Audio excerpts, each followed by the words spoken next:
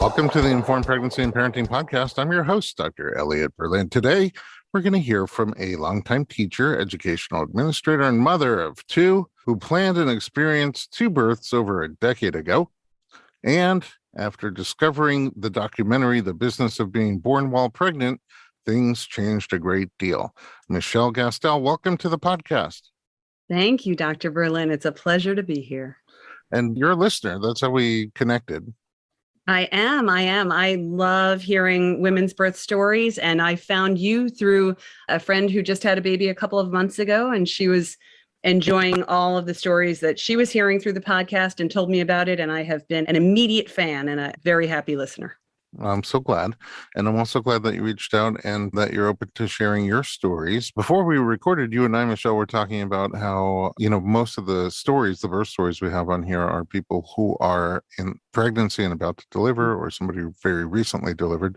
I think it's refreshing to hear of two stories from about 10 years back.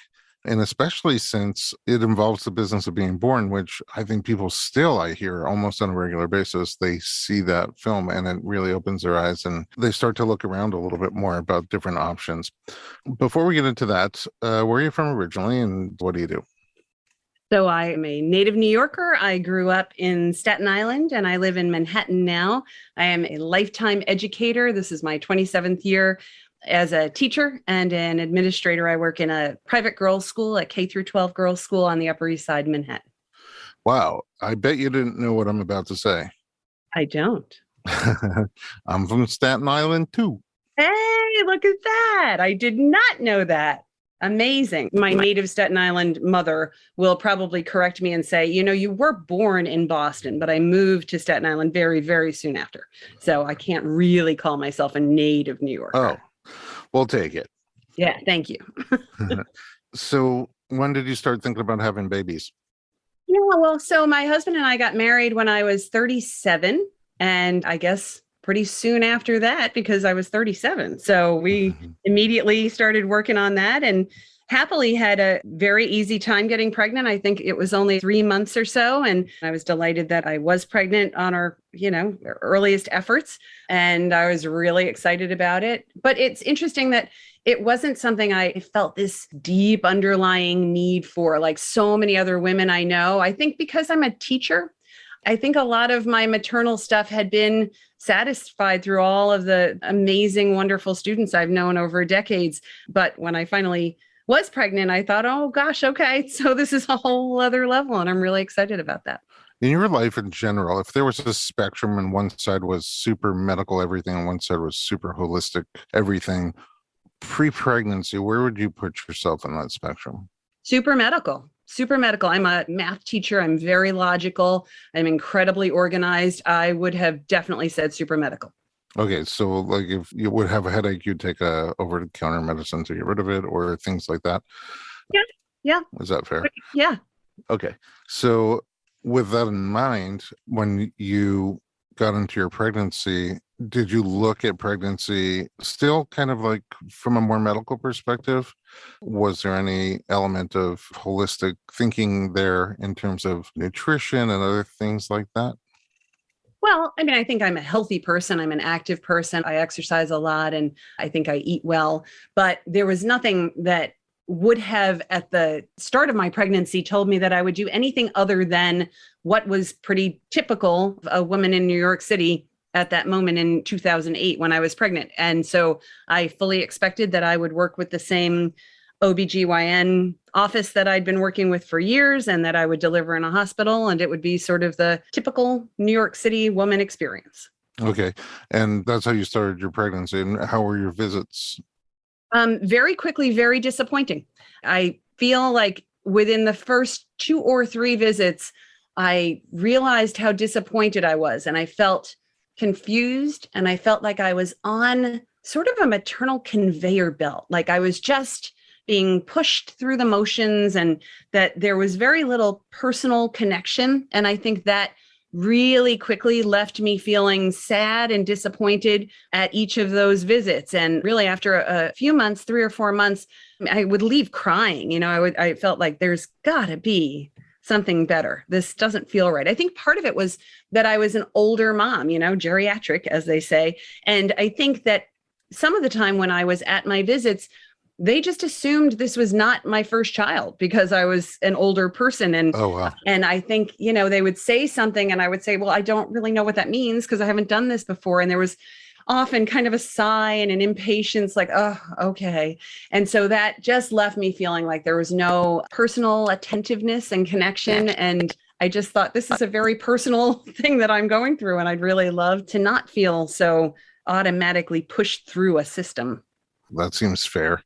And again, this is your doctor that you've been going to for a long time. That's right.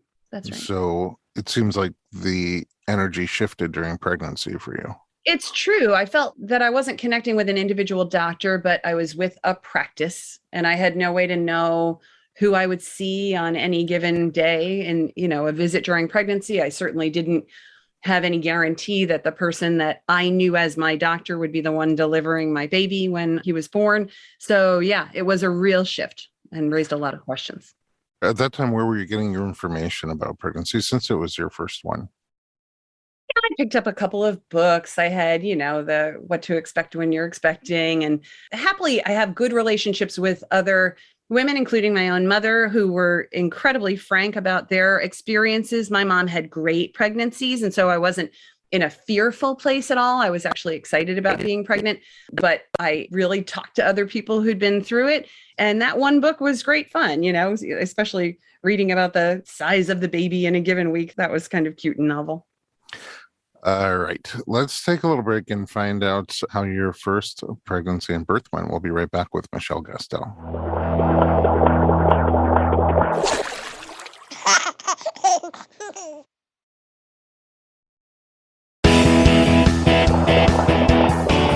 Welcome back to the Informed Pregnancy Podcast. We're talking to Michele Gastel. Okay, so you grew up on the more medical side, and when you got pregnant, felt something missing from your OB appointments, something that wasn't there that you were craving. So what do you do with that? Yeah, fortunately, things just sort of happened in a really organic way after that. And I was at a school where I think 8 of us were pregnant at the same time. Wow. And I know, amazing, right? And another teacher who'd had a baby a few years before had seen the business of being born and put out an email, I think to everyone, not just to the pregnant moms, but she said, I know there's a lot of pregnant people now, and you might be interested in this film.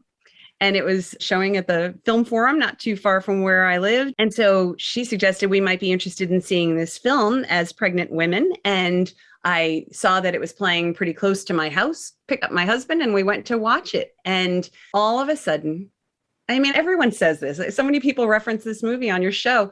It changed my life. It changed my life because every single birth that was depicted in that film made me cry and cry and cry. And I just thought, that's it. That's what it's supposed to be. That's what I want. That's what's missing. And I came home that night and knew that a lot of the film, it took place in Manhattan. And so I looked up the midwife who was so heavily featured in the film, Kara Mulhan, found an AOL address for her, an email address, sent her an email. And less than a week later, I was in her home for a consultation and everything changed then, everything. Wow. Okay. So first of all, just by way of perspective, this is kind of right around the time the movie came out.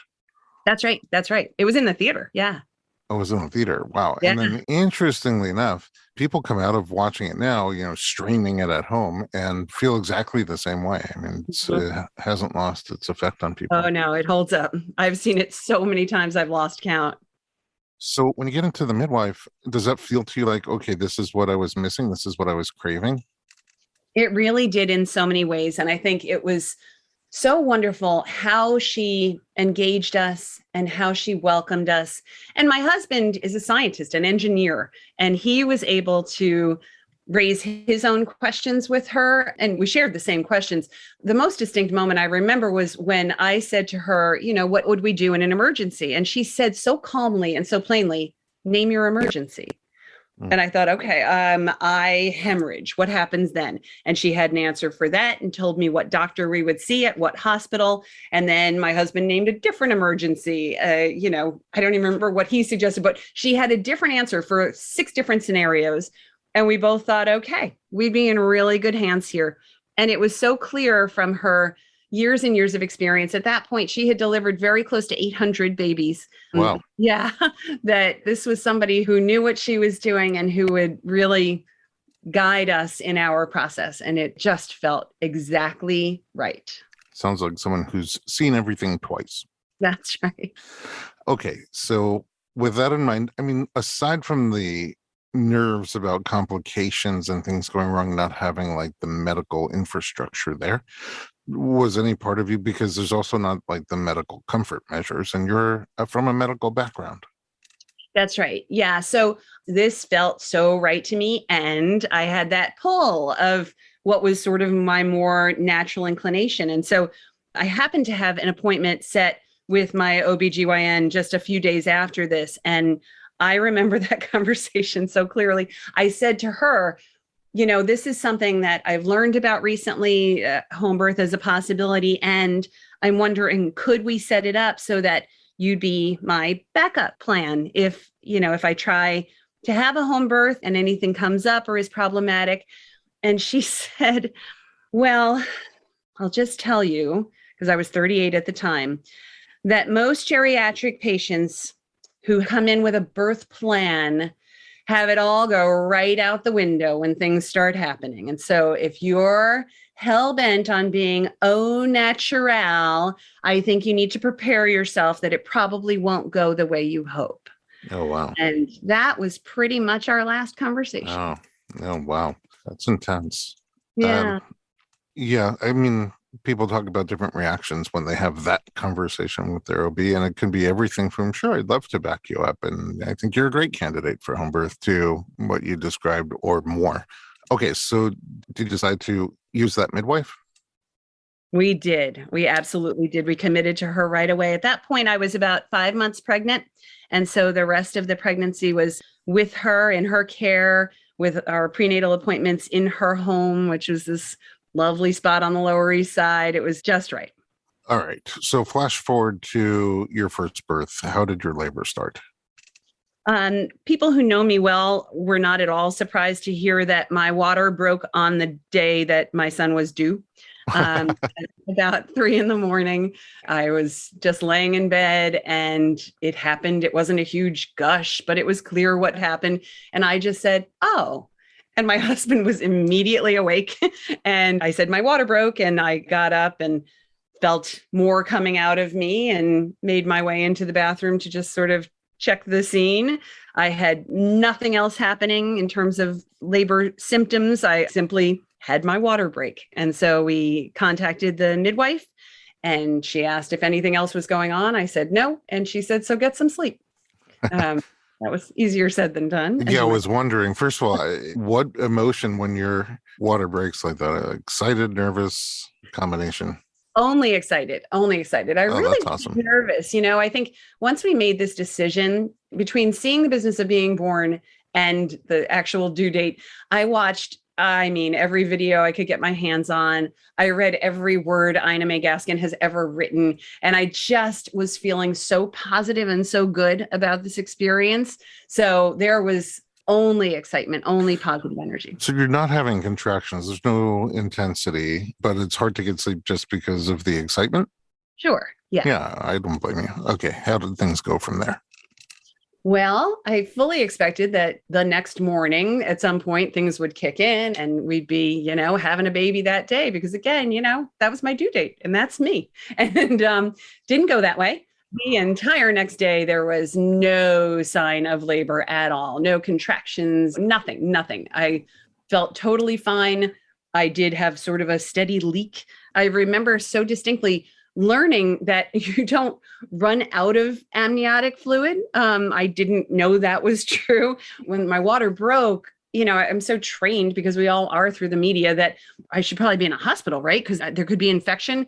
And Kara said, Well, Michelle, your vagina is not a sponge. It's not going to suck bacteria out of the air. So as long as we don't put anything in there, you're not going to have an infection. And every bit of this was like an eye-opening piece of information. And I thought, this is crazy. At 39 years old, I had just turned 39. At 39 years old, how are there things I don't know about my own body around this process and birth? So yeah, no contractions, nothing the next day, nothing for the better part of the following day. It was very close to 40 hours after my water had broken that I had my first contraction. And that perhaps coincidentally came with Kara's suggestion to try some castor oil.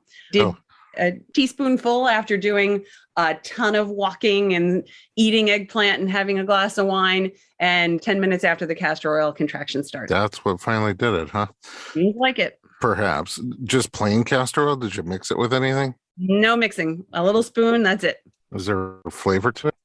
No, it was horrible. It has a bad flavor? It just has a taste? really unpleasant texture. And so the flavor, I mean, it seemed like the flavor of Vaseline if you ever ate Vaseline. So, yeah. I have not that I know of. Okay, so 2 days into it, you start having contractions. Yeah, and we had a birthing tub that my husband started filling as soon as the first contraction happened. And it was gentle to start, probably 7-8 minutes apart. But it seemed pretty clearly to be contractions. And since my water had broken so long before, there was little doubt that that's where we were. And so in the early hours of labor, which overall took about 18 hours, just trying to shortcut to the important parts of things. In the early hours, it was manageable. I was, for the most part, sitting on a yoga ball. One of the things that I'd read in Ina May's book was, if your face is relaxed, then your whole body will be relaxed. Your uterus will be relaxed. And somebody had said, if you just make these weird sort of horsey noises with your mouth, the horse your face lips will relax, right? And so I probably did that 9,000 times. And so I was in a space on this ball where I was just kind of making it work. We had a doula who was somebody that our midwife had recommended, who showed up probably 4 hours in, and she was very comforting. But, it's the middle of the night now. And at some point, probably around 6 a.m, both the doula and my husband fell asleep. And that was a really important moment in the whole thing for me. I think for a couple of hours, I just felt almost more alone than I ever have in my life, but not lonely, just alone. And I felt like I'm just going to kind of work through this. And it's me and you, kid. And I thought about this boy that was on his way, and it was hard. And the horsey noises didn't really do a whole lot to relax the rest of me, but it got me through. And at some point, probably then 12 hours in, the midwife arrived, and she had a very frank, honest conversation with me about needing to maybe get off that yoga ball and do some moving around. And I resisted, but ultimately, she said, you have a few options here. You can get up and take a walk. You can take an Ambien, but that'll probably delay labor. You can have a little vodka, but that'll probably delay labor. So these are your choices. And there was a huge thunderstorm outside. I did not want to take a walk. I certainly didn't want to take a walk outside. But if these are my only choices, that did seem the best option of the three for me. And so I got up to get dressed, and I was furious. And I did not want to be off that ball. And I was still making the horsey noises. And as soon as I got up, Dr. Berlin, I went to put clothes on, and everything changed. And I'm sure I made some sort of noteworthy sound. And the midwife from the other room said, "What's happening?" I said, "I feel like my butt is turning inside out." And she said, "That means it's time to have a baby." That's the universal sign. I guess so. But I hadn't heard that before either. So I didn't know anything. So I guess it's a good thing you didn't go for the tequila and the Ambien. Exactly. Yeah. I was in a 1-bedroom apartment in Brooklyn, and she said, now really is the time to get your walk in. And so I had one arm around her shoulders and one arm around my husband's, and we walked around the living room in laps. And the sensation was quite different. I definitely was in a more pushing kind of place, and I liked it much, much better than I had liked the contractions. I wasn't needing the horsey noises at that point. Why? Because it was different, because the horsey noises were getting me through the contractions.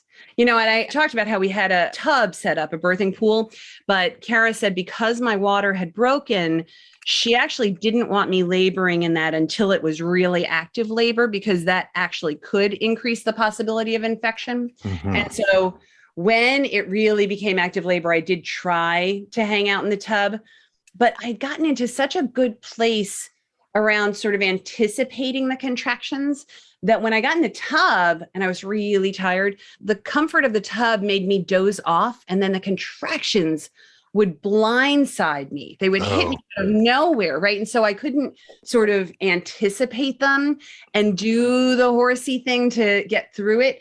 And so that was just not my cup of tea at all. So that sent me back to the birthing ball. But back to the pushing part, once I had that urge to push and I was walking with their help, it was a very different sensation from the contractions. It didn't hurt in the same way. Like I felt like a warrior. I felt fierce and I felt like this is gonna happen. And there was an excitement to that was very different from the kind of biding my time in those first 15 hours or so. All right, let's take a little break and we'll find out how this story ends and the next one begins. We'll be right back.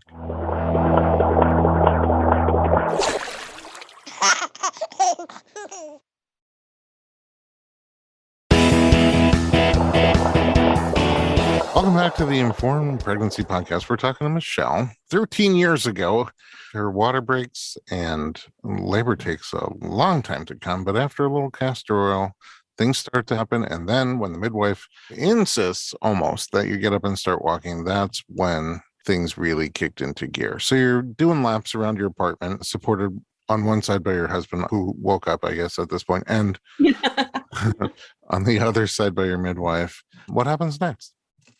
Well, Kara suggested, as other midwives have suggested to other birthing moms, that, the toilet's a good place to sort of have that pushing sensation play out. So I went and sat on the toilet and I linked my arms around the back of my husband's neck and pulled down on him when I felt the pushing urge. And I mean, maybe my memory is a little fuzzy because it is 13 years ago, but I feel like I only did that for about 15 minutes. It seemed really short. And all of a sudden I said, there's the head. So I could feel without even reaching down that the head was there. And I touched and confirmed, and there he was. And we let Kara know. And I said, I'd love to still deliver in the tub. So let's do it. My husband, who is not a shy person, was about to just hop in with nothing on. And I suggested maybe a bathing suit because we have a, midwife and doula there. So he did put some trunks on and join me in the tub. And it was really a great experience having that last series of pushes once the head was there in the water. I really had wanted to experience water as part of my birth, given what I had learned by watching other mothers have their babies.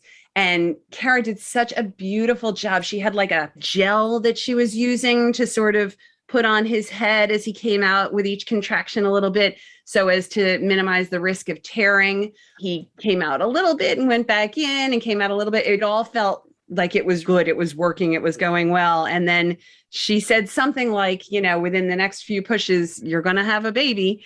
And my husband, who is fairly athletic, said that even though it surprised him a little, the best catch he ever made in his whole life was there in the tub just a few minutes later. So with one not really noteworthy push, everything came out and it was terrific. And so we were in this dim light in my dining room in the water. And I was only sort of vaguely aware that it turned very bloody. And, there were lovely moments that the three of us got to share before the cord stopped pulsating. When the midwife invited him to cut the cord, once it was finally time, he did beg that we put the lights on so he didn't make any mistakes in the snipping process. Oops. And so once Riley was breathing on his own and disconnected from me, my husband and the baby went to go get to know each other and sit on the couch. And the baby, wrapped his fingers around my husband's finger. And the doula and midwife were so attentive and sweet and wonderful to me and tried to help me get to a shower to get cleaned up. One funny, not funny part of the story, here is that when I got into the shower, I was weak and tired, and that's understandable. Oh, no problem with the placenta either. That was easy. But I got into the shower and the midwife said, you were so comfortable on that birthing ball. Maybe we'll just set you up so you can just sort of sit on that, let the water run on you. That sounded so lovely. What I didn't realize was how slippery the ball was going to be once wet. Oh, And no. it slid out from under me and I landed very, very, very hard on the floor of the tub. Like tailbone? Right on my vagina. That is not the tailbone. Yeah. Ouch. Right. Like your immediate post-birth. Yeah.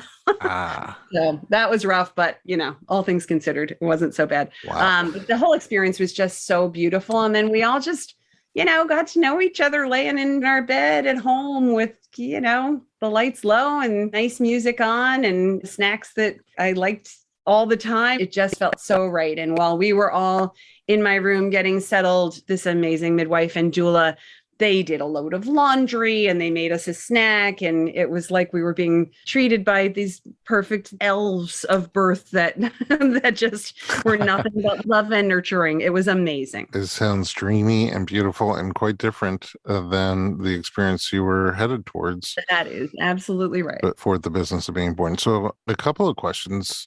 One of them is, have you seen the obstetrician since then? No. Never again. No, okay. no. So do you do all your women's care with the midwife, or you just That's switch to a different OB? Or you do everything with midwifery? The other thing is, you said you're an educator. I don't remember if you said K through 8 or K through 12. K through 12. Yeah. So Girls' school. Especially then, because you mentioned how did I get to be 39 and not really understand how my body works when it comes to pregnancy and birth. Is that something you try to infuse in the right way, though, into education for the girls as they're getting into upper middle school and high school? Yeah, it's such a great question. I mean, so I'm a math teacher, so there's not really not a home for it in my discipline, but an amazing, wonderful school that has opportunities for us to sometimes veer off the sort of typical curriculum. And so in a couple of instances in the years since my birth, we've had chances for teachers to talk about something that they feel passionate about, for them to share something personal. And I had one incredible experience with a fellow educator who had an unbelievably different story from mine, really traumatic hospital births with both of her kids. And she knew my story. And so we put our heads together and created a presentation for students that was about our two experiences, and not in any way trying to talk about why you would choose one over the other, but just as teachers to teach and talk about what we had learned, what the options are that are out there. And we only have our own stories, but that was an incredibly meaningful experience. And so when I've had the chance to do that, it is a story I am especially eager to share with young women, especially. Yeah, and it's not to say, because sometimes home birth can be traumatic and a hospital birth can be beautiful. For it's sure. Just your individual stories. And I think just knowing that there are options and learning more about the different provider types and setting types is really helpful, not to just start thinking about it midway through your pregnancy. That's right. All right. Then you had another baby. Yeah. So I got pregnant so my daughter was born 22 months after my son. And also, I'm very lucky, a really easy pregnancy. I had a huge work-related thing on the horizon.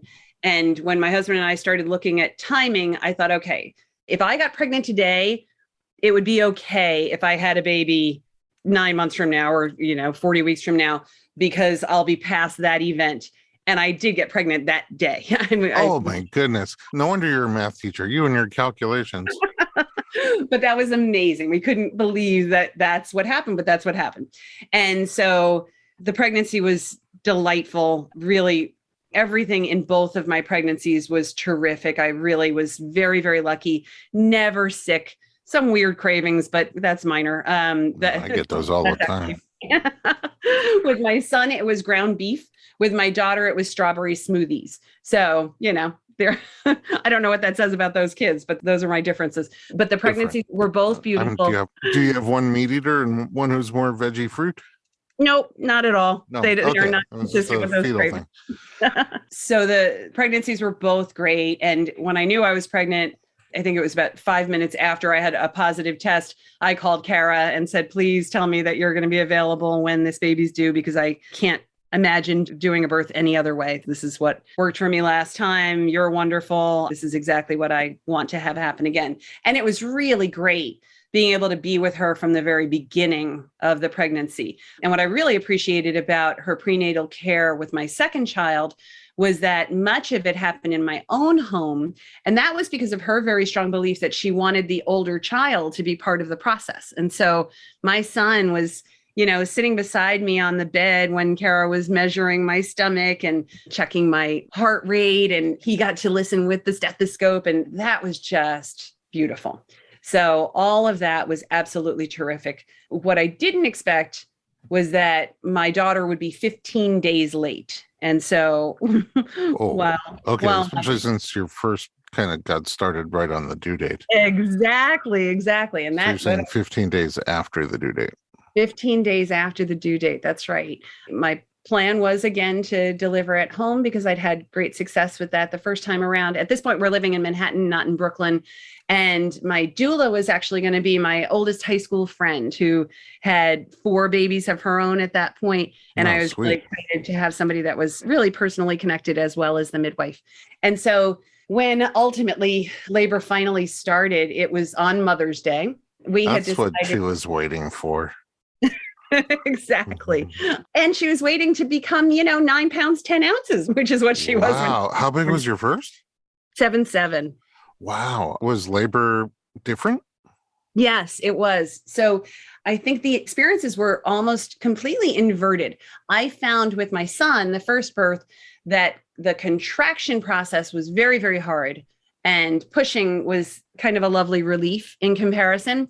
And with my daughter, it was the complete opposite. It's not that contractions weren't hard, but I felt like I could manage them differently. And I have a theory about that no one in the medical field has ever confirmed for me. This is just my own theory. With my daughter, my water didn't break until 9 minutes before she was born. And so I'm wondering if, and maybe you can confirm this from what you've learned through other moms, I'm wondering if when the water doesn't break, if there's some sort of cushion in the experience, right? Yes, they always talk about, and if they tell you they're going to suggest breaking your water, they usually let you know your contractions are about to get much more intense once this happens. Yeah. So your intuition is correct. That felt like what must be happening because I really did feel like I could manage them differently. There was not a horsey noise in the 12-hour labor. But once I got through the contractions and got to the pushing, partly because she was enormous, the pushing part was very, very hard. We had just moved into this apartment, and I remember I regretted not letting our neighbors know that this could be happening because I was very, very vocal. And yes, 100%. And my high school friend who was with me, my beautiful doula, Trish, she was doing nothing but cheering me on. The more sort of animal I sounded, the more she was like, yeah. When we got close to the end, because Kara, was of course aware that I was 15 days beyond my due date, she was especially attentive to whether there were any signs of trouble. And so she said, please, if your water breaks and I'm not aware of it for some reason, please let me know because I want to make sure there's no meconium in the amniotic fluid. And so when I felt the urge to push finally, and it was time to move into the tub, because I did do that in the same way I did with my son, my water broke a few minutes after I got into the tub and it was clear, so you couldn't see. And so I said breathlessly, water. And my beautiful doula ran to the kitchen sink and brought me a glass of water. I was like, no. That. So no, it was just an assurance that everything was fine. And that was terrific. And pushing her out was no small feat. How long did you push for? It really was not that long. I mean, I think, as I say, my water broke and 9 minutes later she was born. I think I was probably actively pushing for about a half hour. And I tried several different positions. I was finally on my hands and knees when she came out, and it felt fully triumphant because that was a hard experience.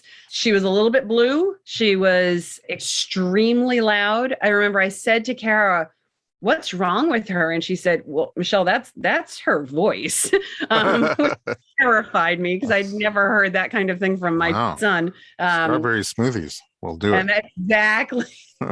Exactly. And so that was it. And interestingly, I had with my son the tiniest hair, and with this enormous 9-pound, 10-ounce baby girl, nothing, no disease of any kind, right? The body is amazing. So it's incredible.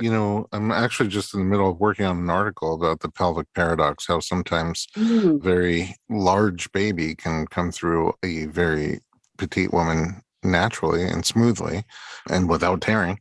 And then sometimes the little baby gets stuck in a mom with bigger pelvis. So it really boils down to function. And my husband might say engineering, right? I think. Well, engineering, it's not just structure. It's not the size of your pelvis and the size of the baby, but also how they're both functioning. Your pelvis is supposed to be able to expand and contract and help accommodate or facilitate the movements. And the baby's head is supposed to be able to mold into an oblong shape and pass through a smaller structure.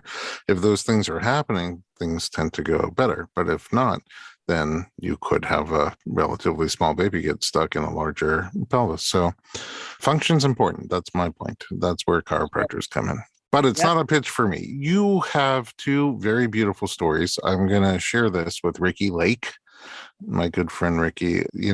I think it tickles her that still 13 years later, so many people have watched it and been affected by it. And she changed my life. There's no question. And I know many of us say that. Her film, it was so helpful for talking with the other people in my life about our decision. I sat down and watched it with my mother. I sat down and watched it with my mother-in-law. I showed clips of it to my students in school. It really holds up for sure. And it really helped me explain to other people why we were making this decision. As we talked about at the very beginning of this, I really am somebody that was leaning more towards very sort of standard medical stuff. And that I'm a logical person, a thinker, a math teacher.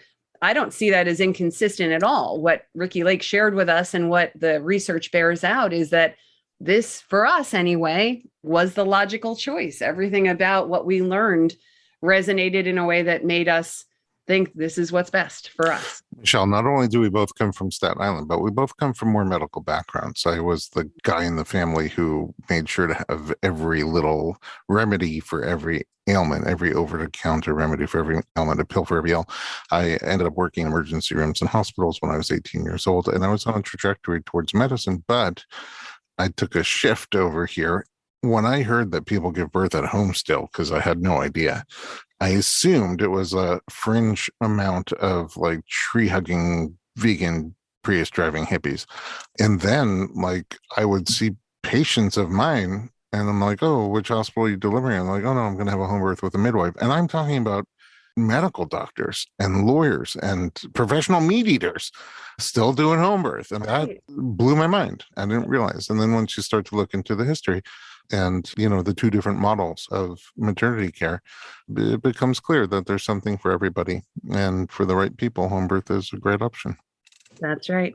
That's right. All right. It's late for you, still in New York. I'm okay. I don't have little babies anymore, so I don't have to worry about them waking up at the crack of dawn. I'm very grateful that you reached out. Thank you for listening to our podcast, for reaching out, for sharing our podcast with others, and now for sharing your beautiful birth stories. I really appreciate it. Oh, thank you. It's really been my absolute pleasure getting to know you and all the amazing women in your care. And thank you for the work you're doing for girls and young women to share what it is to be informed about pregnancy. Teamwork. Absolutely. At home, thanks for listening to the Informed Pregnancy Podcast. If you'd like to connect, find us on Instagram at Dr. Berlin, DoctorBerlin.